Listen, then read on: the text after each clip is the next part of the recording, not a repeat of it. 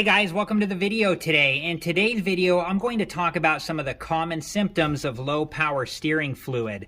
And then I'm going to show you on my 2006 Toyota Corolla how we check the power steering fluid and how we would fill it up if we needed to and what we would fill it up with.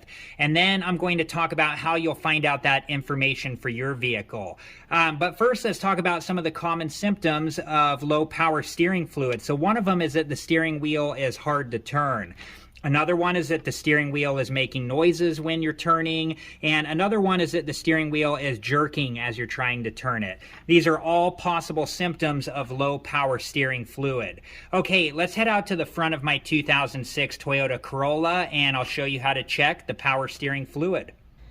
Okay, so here's the power steering fluid reservoir on my 2006 Toyota Corolla. But before we begin, you want to make sure that you have the proper safety equipment on. I have a pair of nitrile gloves on and a pair of safety goggles. You also want to make sure that your vehicle is off and in park with the emergency brake on and on a level surface. Okay, so the next thing we want to do is use a rag to clean off the power steering fluid reservoir. We want to get all the dirt and dust off. If we do have to open up the cap to add power steering fluid, we want to make sure that no dirt and dust gets into the power steering fluid reservoir.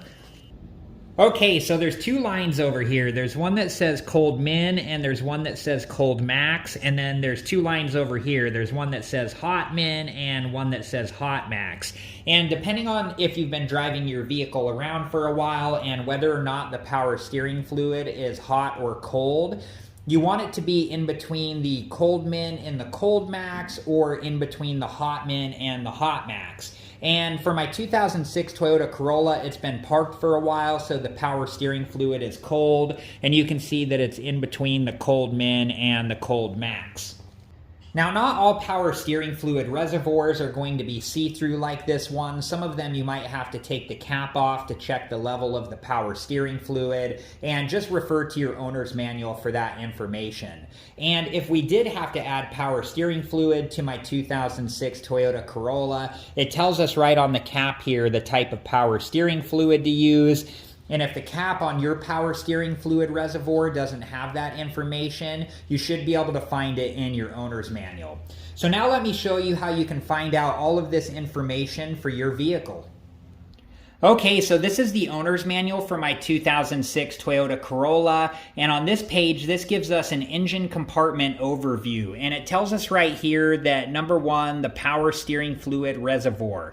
So if we look over here, here's number one. So on my 2006 Toyota Corolla, this is where the power steering fluid reservoir is. And the owner's manual for your vehicle should have this same information.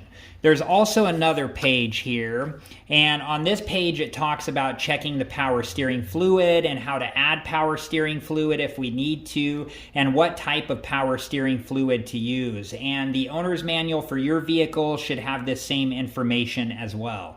So I hope you guys have enjoyed this video, and thank you so much for watching. Please like, subscribe, and comment, and I hope to see you guys in the next video. Have a good one. Thank you guys for watching. Please like, subscribe, and comment, and if you have the time, check out these other great videos.